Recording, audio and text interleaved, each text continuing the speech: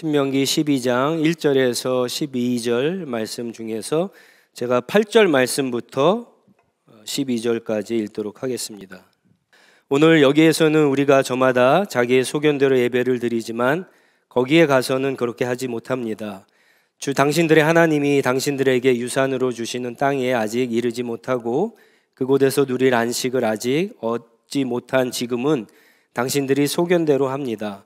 그러나 당신들이 요단강을 건너가서 주 당신들의 하나님이 당신들에게 유산으로 주시는 땅에 정착할 때에는 또 주님께서 사방에 있는 모든 적들의 위험을 물리치시고 당신들에게 안식을 주셔서 당신들을 평안히 살게 하실 그때에는 당신들은 내가 당신들에게 명한 모든 것 곧 번제물과 화목제물과 11조와 높이 들어 바치는 곡식제물과 주님께 바치기로 서원한 모든 서월제물을 주 당신들의 하나님이 그의 이름을 두려고 선택하신 그곳으로 가지고 가서 바쳐야 합니다.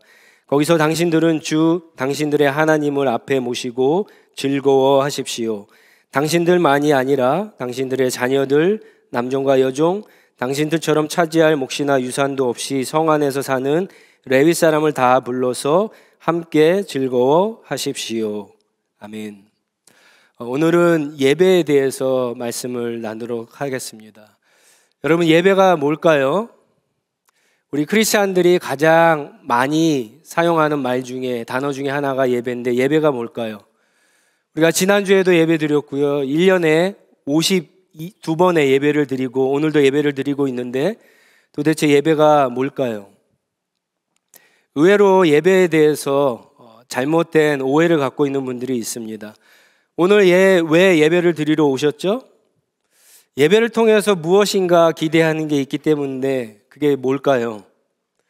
어떤 분들은 하나님의 말씀을 듣고 하나님의 뜻대로 살기 위해서 예배를 드립니다 라고 하는 분들이 계세요.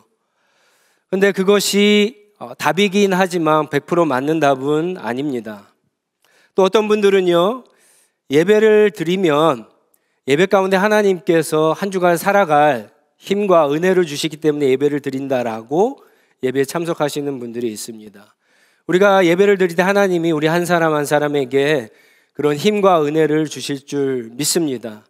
그런데 이것도 100% 답이라고 하기는 조금 어렵습니다. 예배는 사실 우리가 하나님 앞에 드리는 특권이죠. 예배를 통해서 그런 은혜들, 그런 힘들을 받기 때문에. 하지만 예배는요, 무엇보다도 우리 신앙생활의 중심입니다. 우리 신앙생활의 핵심입니다. 예배를 영어로 서비스 또는 월십이라고 그렇게 이야기하는데 하나님만 이렇게 높이는 거, 그게 예배죠. 하나님만을 섬기는 게 예배입니다. 성경에서 그런 하나님의 말씀 명령에서 온 게 예배입니다. 그러니까 예배는 우리가 하나님 앞에 이렇게 나아가서 하나님의 은혜를 받을 수 있는 그런 특권도 있지만 동시에 하나님의 명령이면서 하나님의 백성이면 마땅히 해야 할 의무이기도 합니다. 예수 그리스도 하나님을 믿는 우리들은 그래서 시간이 나면 모일 때마다 우리 주 예수 그리스도 하나님을 인정하고 하나님만으로 만족하고 하나님만 높여드리고 하나님만 신뢰하겠다라고 하는 그런 믿음의 고백을 예배에 담아서 드려야 하는 것입니다. 그리고 하나님은 그런 우리들이 모였을 때 이 가운데 임재하시고 우리를 만나주시는 것이 바로 예배입니다. 여러분, 말씀을 읽는 거 중요하죠. 수없이 강조를 했습니다. 하나님 앞에 기도하는 거 너무나 중요합니다. 근데 결국 말씀을 읽고 기도하는 것도 예배를 위해서 사실은 하는 겁니다. 멀리 보면 그렇습니다. 말씀과 기도는요, 그리고 이 세상에 이렇게 살아있을 때만 하는 거예요. 죽으면 말씀 읽고 성경책 뒤져가면서 말씀 읽고 기도할 필요 없어요. 하나님의 나라에서는 필요가 없습니다. 우리가 한 영혼을 구하기 위해서 복음을 전하는 거 너무 중요하죠. 교회는 교회 바깥에 있는 가난한 사람, 소외된 사람들을 돌봐야 됩니다. 구제해야 됩니다. 너무나 중요해요. 근데 그것도 사실은 예배를 위해서 하는 거예요. 우리가 그렇게 할 때 세상은 우리의 모습을 통해서 하나님을 예배하기 때문에 그렇습니다. 그리고 그 두 가지도 역시 이 세상에서 우리가 살아있을 때만 필요한 거지 죽은 후에 하나님의 나라에 가서는 사실 필요 없는 겁니다.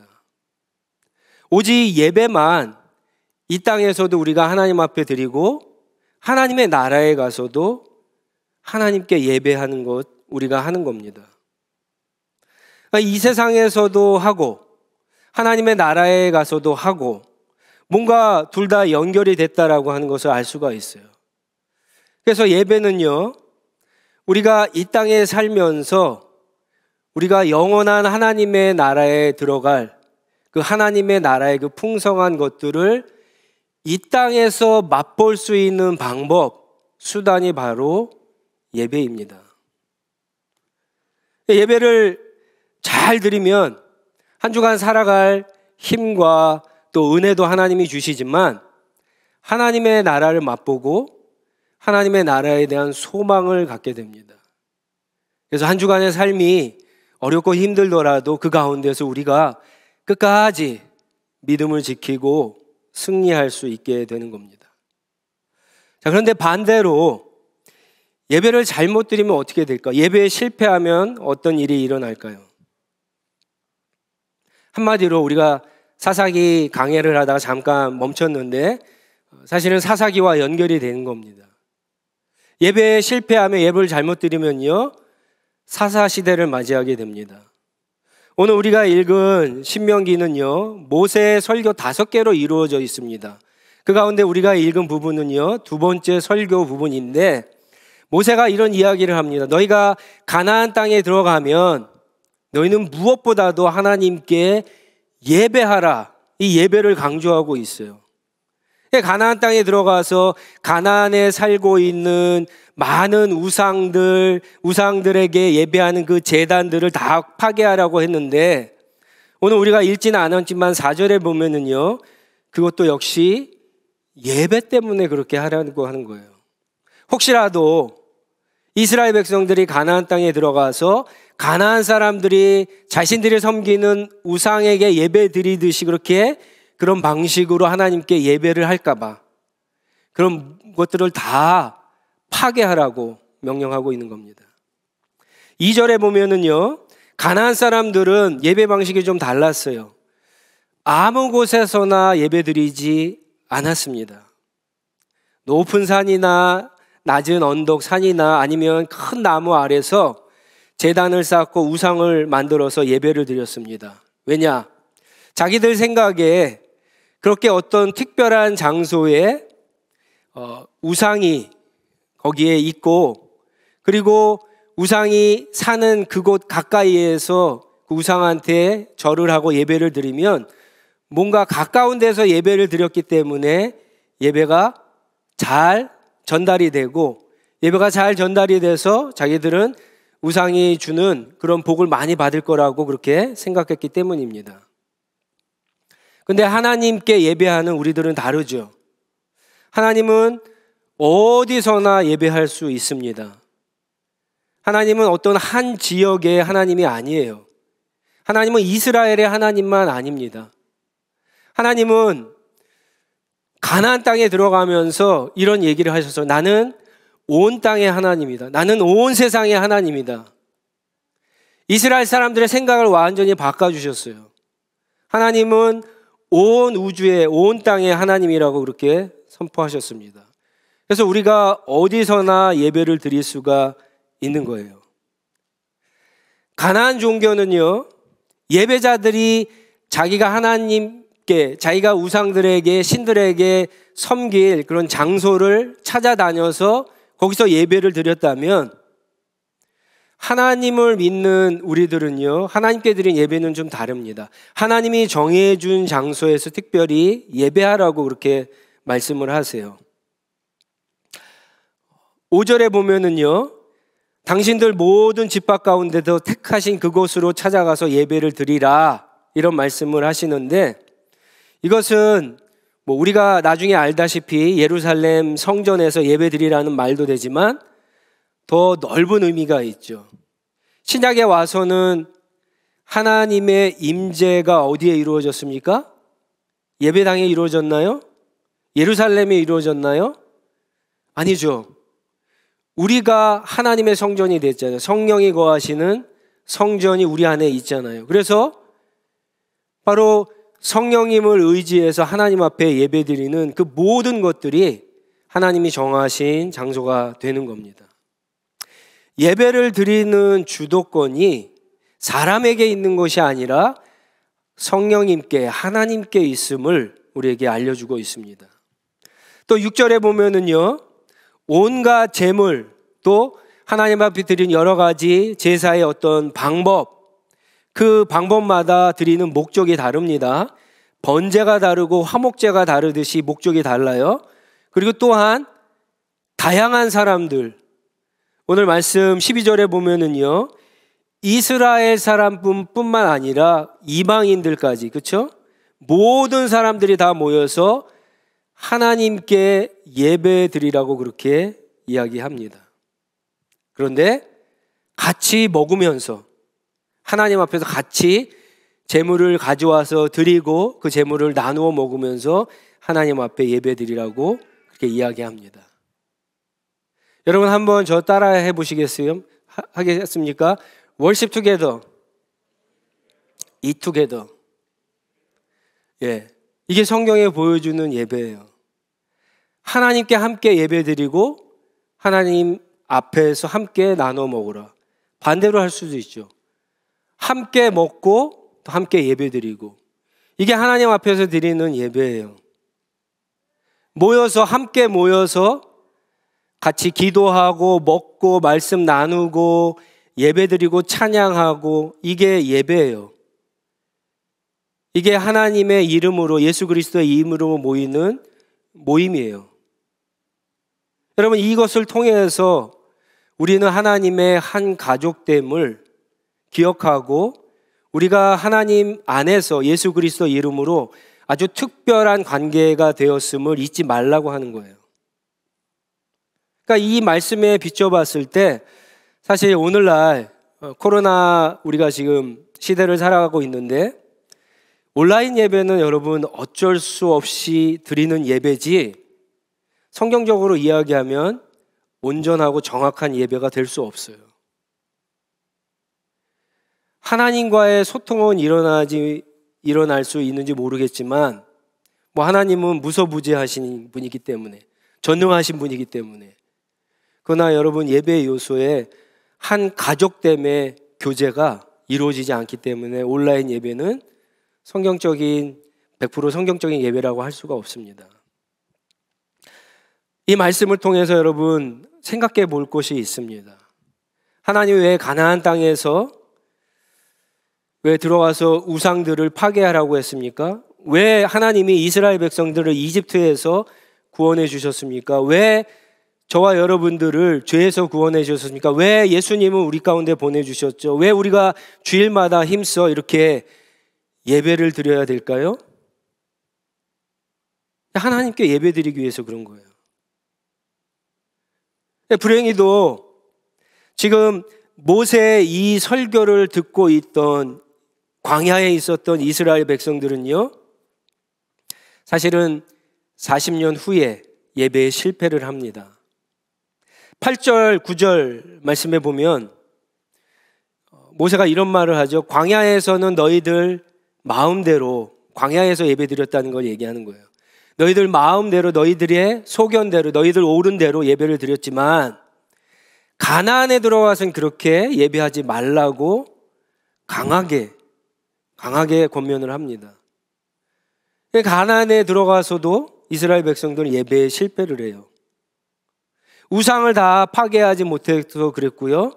지난 시간에 우리가 나눈 것처럼 신앙교육에 실패해서 그렇지만, 사실은 또 그 중심에 뭐가 있었냐? 모세가 이야기했던 이 예배, 이 예배에 실패했기 때문에 사사 시대를 맞이하게 되는 거예요. 우리가 지난 주간에 큐티를 통해서 봤지만 여러분 사사기 17장부터 엄청난 이야기들이 나오지 않습니까? 17장, 18장에 나오는 것처럼 어떤 한 사람의 얘기가 아니에요. 그 시대의 얘기입니다. 자기 마음대로 제사장을 돈 주고 사요. 자기 마음대로 하나님 앞에 예배를 드리는 시대가 되었어요. 무엇이 옳은지 무엇이 그른지 심지어 신앙적인 영역에서조차 선과 악을, 옳음과 틀림을 구별할 수 없는 시대가 되었다는 거예요. 예배에 실패하니까. 그리고 또 어떤 문제까지 벌어집니까? 예배가 무너지니까 아까 예배 가운데 중요한 게 뭐라고 그랬습니까? 하나님 앞에서 같이 먹으면서 하나님의 가족인 것을 확인하고 기념하는 게 예배라고 그랬잖아요. 근데 예배가 무너지니까 뭐 어떻게 됩니까? 한 족속을, 베냐민 한 형제를 갖다가 완전히 그냥 죽여버리잖아요. 그러면서도 가책을 못 느껴요. 나중에 여러분 보시면 막 죽이다가 이러다가 우리가 다 죽이는 거 아니야? 깨닫고는 멈추잖아요. 그러니까 자기가 하는 일들이 옳은지 틀린지도 모르고 그래 마음대로 자기 옳은 대로 하던 시대가 사사시대였다는 거예요. 왜 이스라엘이 이렇게 예배에 실패했을까요? 여러분 제사장이 없어서의 문제가 아닙니다. 레위인이 없어서의 문제도 아니에요. 잘못된 장소에서 드려서의 문제도 아니에요. 예배의 어떤 방법이나 형식의 문제도 아닙니다. 사실은 사사기 2장에 보면은 제사를 드리는 장면이 복임에서 나오죠. 아마 초기에는요, 하나님 앞에 예배를 드리긴 드렸을 거예요. 어떤 방식과 형식, 율법에서 얘기하는 그대로 아마 드렸을 거예요. 그런데 하나를 놓치고 있었어요, 이 사람들이. 여러분 본문 말씀에 보면 모세가 아주 강조하는 것 중에 하나가 있어요. 그게 뭐냐? 너희는 하나님이 정한 장소에 가서 모든 사람들과 함께 먹으며 하나님이 말씀하신 여러 가지 방법으로 예배를 드리되 어떻게 하라고요? 예배를 드리면서 즐거워하라고 그렇게 말씀하고 있어요. 여러분 7절 말씀, 12절 말씀에 보면 3번에 걸쳐서 그렇게 이야기합니다. 가나안 이스라엘 3세대는요 예배에 실패했는데 하나님을 즐거워하며 예배드리지 못했다라고 하는 거예요. 여러분 성경을 한번 생각해 보세요. 하나님을 즐거워하면서 기뻐하면서 예배드렸던 이스라엘 백성들의 모습이 사실은 그렇게 많지 않습니다. 그럴 때마다 이사야 선지자, 여러 선지자를 통해서 그리고 예수님께서도 마태복음 15장에 말씀하신 것처럼 너희가 겉으로는 나를 이렇게 예배를 하지만 너희의 마음은 다른 곳에 우상에 갔다라고 책망하시는 장면이 얼마나 많은지 모릅니다. 이스라엘의 실패는 결국 예배의 실패였어요. 여러분 정말 예배가 정말 위대하시고 거룩하신 전능하신 하나님만 높이고 하나님만 섬기는 것이라고 한다면 우리가 드리는 예배는 우리의 신앙, 우리가 지금 당하고 있는 어떤 문제, 환경, 기분 이런 거랑 상관없이 하나님만으로 기뻐하고 즐거워해야 되는 게 예배 아닐까요? 좁은 예배당에서 드리던 넓은 예배당에서 드리던 편한 의자에서 드리던 무릎 꿇고 드리던 실내에서 드리던 실외에서 드리던 굳은 날씨에 드리던 좋은 날씨에 드리던 상관없이 하나님만으로 즐거워해야 되는 게 예배 아닐까요? 많은 사람들이 모이던, 두세 사람이 모이던, 어떤 아무개 집사님이 오지 않았던, 심지어 담임 목사가 오지 않았던 하나님만으로 기뻐하고 즐거워해야 되는 게 예배 아닐까요? 이번 달에는 너무나 생활이 어려워서 11조를 못하고 헌금을 못해도 나를 구원해 주시고 나를 사랑하시는 그 하나님 앞에 나아가는 것만으로 하나님은 즐거워하고 기뻐해야 되는 게 예배가 아닐까요? 새로운 악기를 수없이 사고 이 앞에 찬양팀을 수없이 두고 아무리 뛰어난 설교자를 이 앞에 세우고 설교를 들어도 여러분 예배는 바뀌지 않습니다.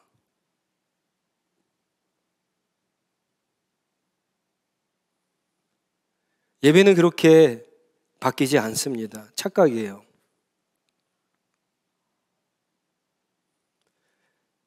예배를 드리는 저와 여러분의 마음의 문제예요. 우리가 하나님을 정말 즐거워하지 않고 기뻐하지 않으면 예배가 기쁘고 즐겁지 않은 거예요. 여러분, 어떻게 내가 가장 귀하고 가장 사랑하는 사람을 만나는데 그 만남이 두근두근 거리지 않겠어요? 예배가 즐겁지 않으면 그 예배가 가짜가 되는 게 맞는 거죠. 내가 정말 존경하고 사랑하고 좋아하는 그런 사람을 만나는데 기다려지지 않고 그 만남이 맹숭맹숭하고 그러면 사랑이 가짜이거나 식은 거 아닐까요?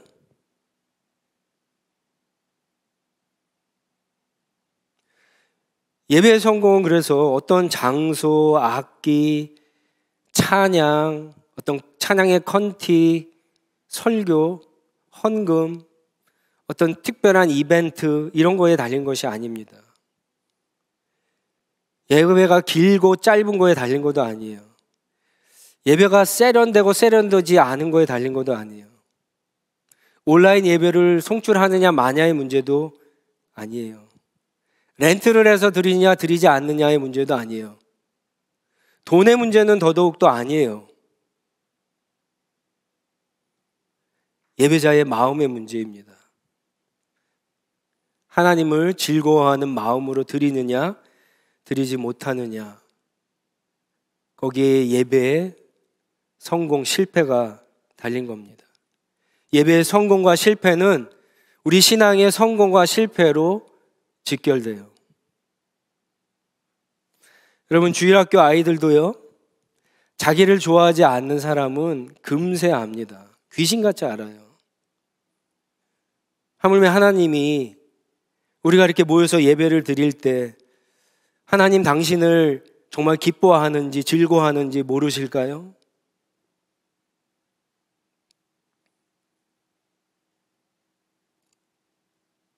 여러분들은 어떠세요? 여러분들의 예배는 어떠세요? 하나님께 예배 드리는 것이 즐거우세요? 기쁘세요? 예배가 일주일 동안 정말 기다려지세요? 전 솔직히 죄송합니다만 언제부턴가 예배가 기쁘지 않고 즐겁지 않았습니다. 예배를 목사로서 예배를 잘 이렇게 드려야 된다라고 하는 부담감 때문인지 모르겠어요. 설교를 은혜스럽게 해야 된다는 부담감 때문인지 모르겠어요. 나오지 않는 사람들이 눈에 띄어서 그런지 모르겠어요. 뭐 코로나 때문인지도 모르겠어요. 원인은 정확히 잘 모르겠어요. 하지만 고치는 방법은 알 수 있을 것 같아요. 망가진 제 예배를 회복할 수 있는 방법을 저는 알고 있어요. 예배를 고치는 것이 아니라 나를 고치면 돼요.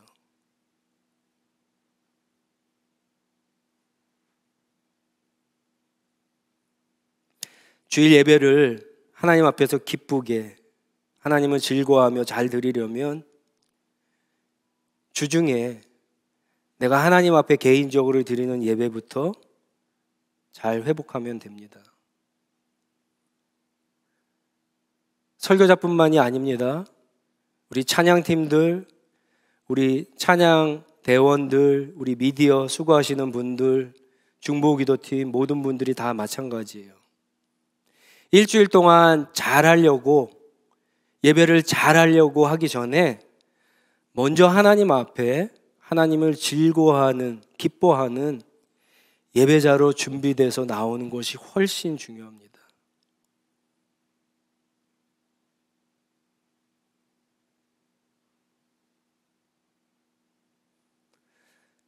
여러분들이 꼭 하셔야 될 게 있어요. 예배를 정말 하나님이 기뻐하시는, 하나님을 즐거워하며 하나님을 기뻐하는 예배를 드리려면 주중에 꼭 한두 번은요, 하나님과 나만 비밀스러운 시간을 가지셔야 돼요. 하나님께 드리는 나만의 예배가 여러분들 있으셔야 돼요. 이게 없으면 매주 똑같은 예배를 드리면서 예배가 달라지겠지, 예배 가운데 은혜를 받겠지라고 하는 생각은 여러분 큰 착각입니다. 제가 기도와 말씀이 여러분 예배를 위해서 필요하다는 이유가 바로 그거예요. 영혼을 구원하고자 하는 그런 영혼 구원의 열정, 복음 전도, 예수님의 말씀 따라서 가난한 사람, 소외된 사람들을 위해서 구제하고 그들을 위해서 기도하고 이런 행위들이요 다 예배와 관련된 거예요. 그래서 아무도 없는 조용한 시간, 어떤 사람에게는 아침이 될 수도 있고 저녁이 될 수도 있습니다. 하나님과 여러분만의 비밀스러운 시간, 예배를 가지셔야 돼요.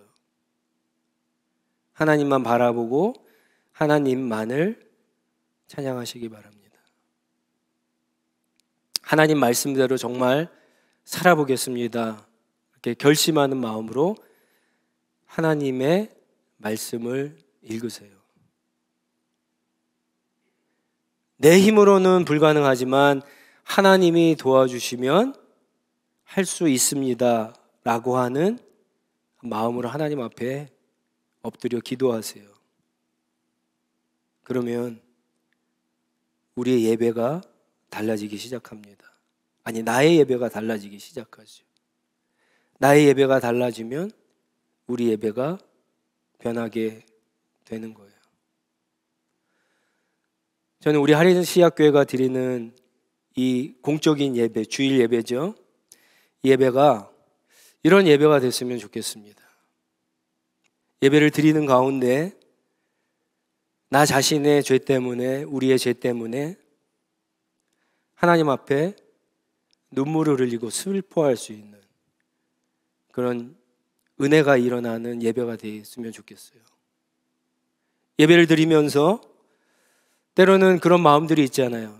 그게 가족이든 우리 지체이든 우리가 한 주간에 봤던 뉴스이든 무언가 정말 하나님께서 내 마음 가운데 도전을 주시는데 나의 연약함 때문에 도와줄 수 없어갖고 아파하고, 그래서 그것을 하나님 앞에 기도할 수 있는 그런 예배가 됐으면 좋겠어요. 한 영혼을 여러분 구원해 보셨어요? 한 영혼을 구원하는 게 얼마나 어려운 일인지 아실 거예요. 한 영혼조차 사실은 우리의 힘으로 구원할 수 없죠. 그런 불가능을 철저하게 느껴갖고 하나님 앞에 나와서 그 영혼을 위해서 자기의 모든 것을 쏟아서 하나님 앞에 은혜를 구할 수 있는 그런 사람들이 넘쳐나는 그런 예배가 되기를 소망합니다. 그리고 무엇보다도 그런 놀라우신 하나님, 그런 위대하신 하나님, 그런 거룩하신 하나님, 온 우주의 주인이신 그 하나님이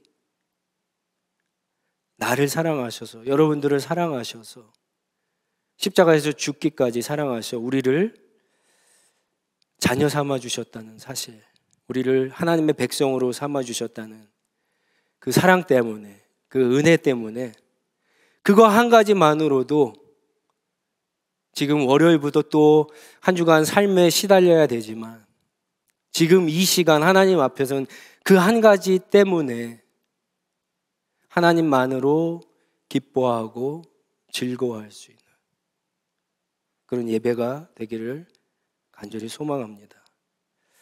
우리 같이 기도하겠습니다. 다 같이 일어나셔서 주신 말씀 조용히 묵상하면서 한번 하나님 앞에 기도했으면 좋겠습니다.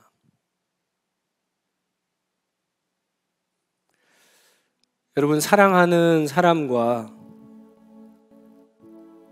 나만이 아는 비밀스러운 시간이 있듯이 반드시 하나님과 나와도 그런 시간이 있어야 돼요. 그런 시간이 많을수록, 깊어질수록 여러분, 우리가 달라집니다. 내 삶이 달라져요. 내 예배가 달라지면 가정도 달라지고요, 그리고 교회 예배도, 교회도 달라집니다. 다른 방법이 없어요. 내가 문제고 우리 마음이 문제예요. 주중에 그런 시간을 꼭 갖겠다고 한번 결단하시고 성령의 도우심을 구하시기 바랍니다. 여러분, 정말 예배 드리면서 기다려지는 예배가 언제 드렸는지 한번 생각해 보세요. 언제 정말 찬양을 하면서 형제 자매들과 함께 기쁨으로, 감사함으로 정말 목이 쉴 정도로 그렇게 찬양한 적이 언젠가 한번 생각해 보세요. 그런 예배가 하나님 회복하게 해달라고, 다시 무너졌던 우리 개인의 예배부터 회복의 놀라운 역사가 있게 해달라고 한번 같이 기도하도록 하겠습니다. 기도하겠습니다.